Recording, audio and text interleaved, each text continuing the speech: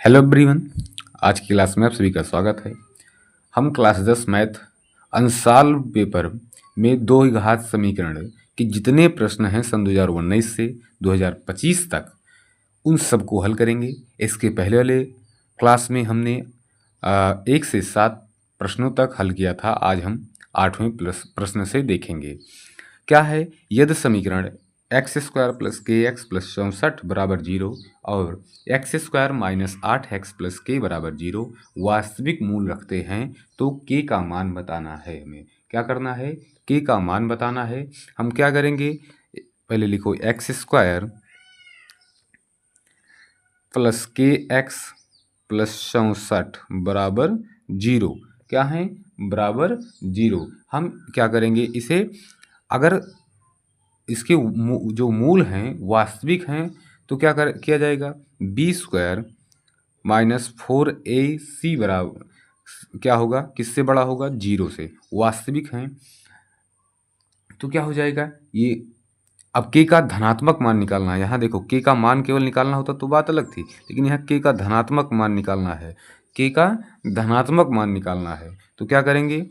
ये जो b² minus 4ac है ये 0 से बड़ा होना चाहिए तभी धनात्मक होगा। तो अब हम b का मान रखते हैं। यहाँ से b का मान क्या मिलेगा? x का गुणांक क्या है? k। तो k² माइनस 4 a का मान क्या है? x² का गुणांक क्या है? 1 है। 1 c क्या है? 64 है।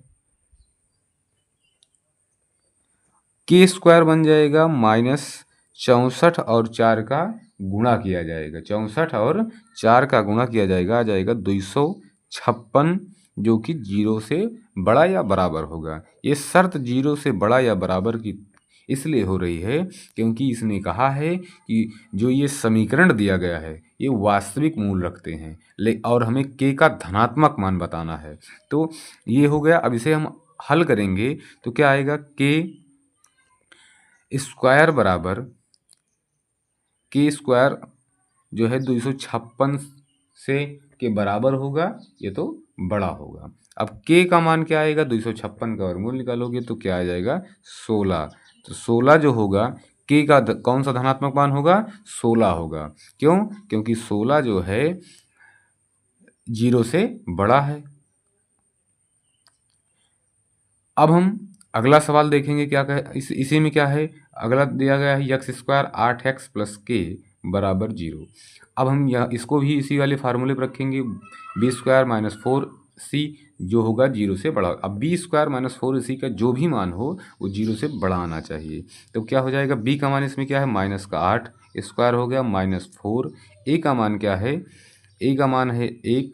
c का मान है k बराबर के जो है 0 से बड़ा है और बराबर है। तो ये हो जाएगा 64। ये हो गया 4 के बराबर बड़ा या बराबर 0 के। तो अब इसे हल करेंगे। 4 के माइनस में ये आ जाएगा माइनस का 64 कट गया, आ जाएगा के बराबर आएगा। के बराबर हो जाएगा 16। के जो है के का जो मान होगा वो 16 से बड़ा होगा या 16 से के बराबर होगा।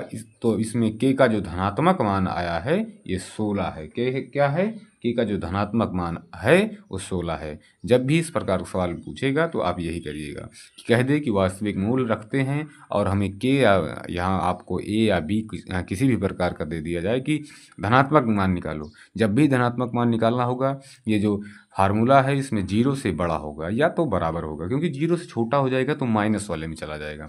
अब हम देखते हैं अगला सवाल क्या कह रहा है। 9 नंबर द्विघात समीकरण 3x² माइनस 4x बराबर 0 के मूलों का गुणनफल ज्ञात कीजिए। मूलों का गुणनफल ज्ञात करना है। ये जो अल्फा गुणे बीटा बराबर होता है। अगर 2 ही घात का है, ये 2 ही घात का है तो क्या हो जाएगा? अचर पद बटे x² का गुणांक ये होता है इसका फार्मूला। अब हम ये इसी पर मान रख देंगे। अचर पद बताया गया था, हम कई बार बता चुके हैं। अचर पद का मतलब होता है जिसका मान हम स्थिति के साथ बदल ना सकें, जैसे 1 से अनंत तक की वास्तविक संख्याएं। तो ये यहाँ क्या दिया गया? इसमें कोई है अचर पद नहीं है, तो क्या हो जाएगा? अचर पद क्या है इसमें? 0 है।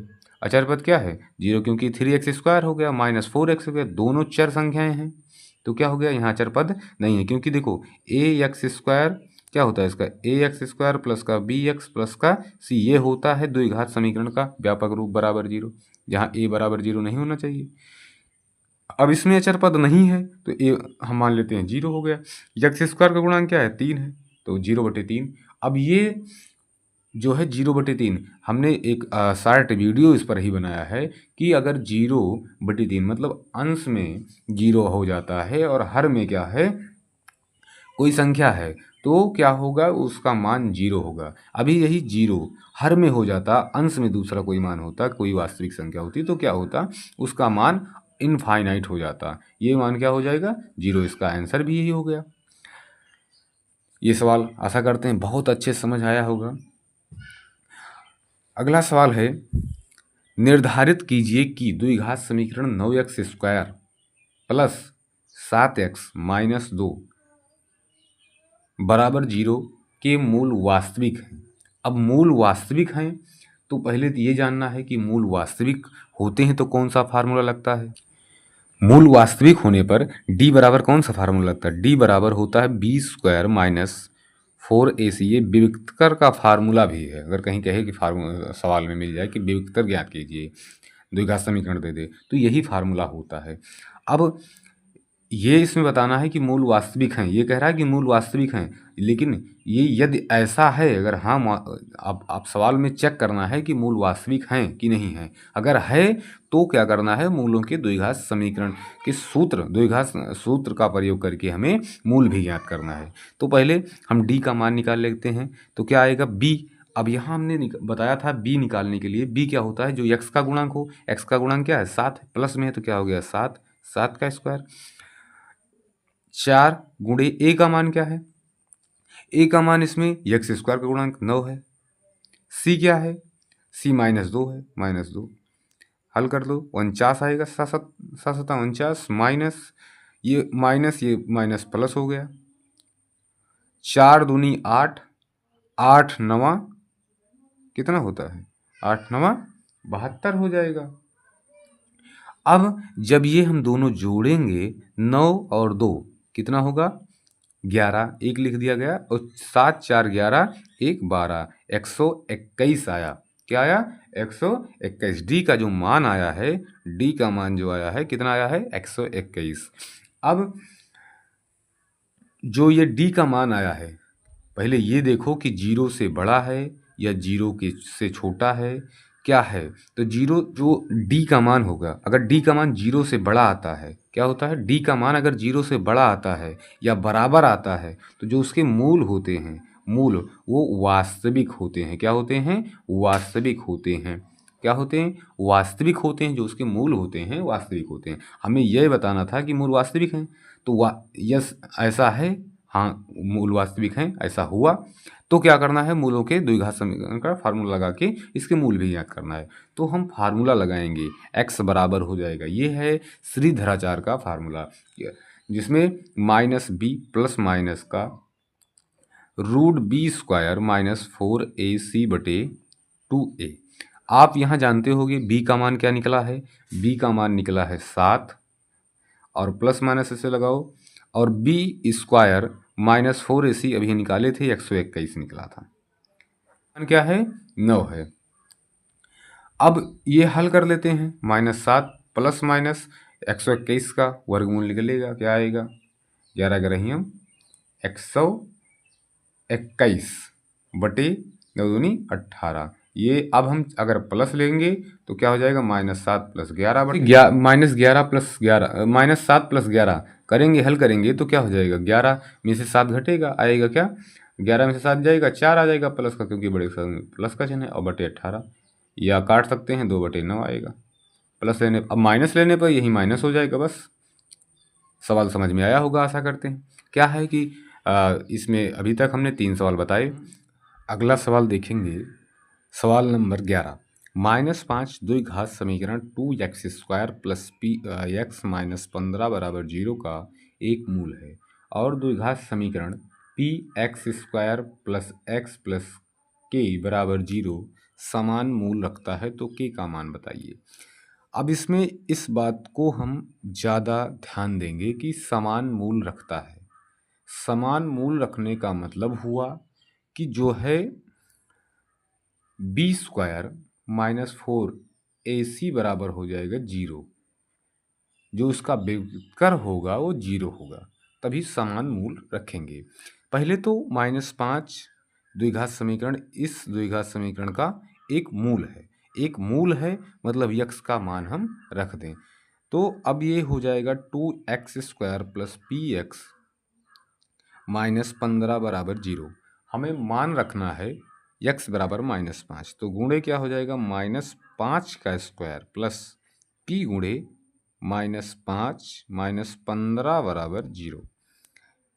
दो गुणे में ये 5 का स्क्वायर होगा, माइनस प्लस हो जाएगा 25 आएगा, प्लस ये माइनस और ये प्लस -5p -15 बराबर 0 ये होगा। अब इसे हम हल करेंगे तो 25 दूना हो जाएगा 50 माइनस 5p 15 बराबर 0। 50 में से 15 घटेगा, आएगा 35 -5p बराबर 0। -5p बराबर -35 जो कि माइनस माइनस कट जाएगा, p बराबर आ जाएगा 7 पचे 35। क्या आएगा 7 पचे 35 आ जाएगा। अब जब जो ये p का मान हमें यहाँ मिला है वही p का मान हम इस समीकरण में ले जाके रख देंगे, जिससे एक समीकरण प्राप्त हो जाएगा और उसके बाद हमें k का मान मिल जाएगा इस वाले फार्मूले से। तो हम अब इस समीकरण में रखते हैं px² प्लस x ब्रैकेट में है बाहर k बराबर 0। p का मान आया है 7, तो 7 रख देते हैं। x² plus x plus k बराबर 0। ब्रैकेट खोलेंगे तो हो जाएगा 7x² plus 7x plus k बराबर 0। यहाँ से अब हमें ये वाला फार्मूला लगाना है, तो यहाँ से पहले हम a का मान निकालते हैं। a का मान क्या होगा, x² का गुणांक 7 है, b का मान x का गुणांक प्लस का 7 है, c का गुणांक k है, अचरपद क्या है k है। अब इस वाले फार्मूले में हम रख देते हैं, तो फार्मूला b² तो 7 का स्क्वायर हो गया -4 गुणे a का मान क्या है 7, c का मान क्या है k बराबर 0। बराबर में 0 क्यों हो रहा है, अभी हमने बताया मूल क्या है समान है। जब मूल समान होंगे तो k का मान ये b² - 4ac बराबर 0 ही होगा। अब इसे हल करेंगे 7 सता हो जाएगा 49, 7 का स्क्वायर करेंगे 49 आएगा, -7 चौक 28 कितने आ जाएगा 28 के बराबर 0। अब ये -28 के को इधर ही रहने देते हैं और 49 का क्या करते हैं पश्चांतर कर देते हैं, तो आ जाएगा -49, माइनस माइनस कट जाएगा, के बराबर हो जाएगा। अब ये जो 28 है, अब ये 28 जो है यहाँ के में गुणा हो रहा है, उधर जाएगा तो भाग करेगा, 49/28 बनेगा, 49/28 इसका आंसर हो जाएगा।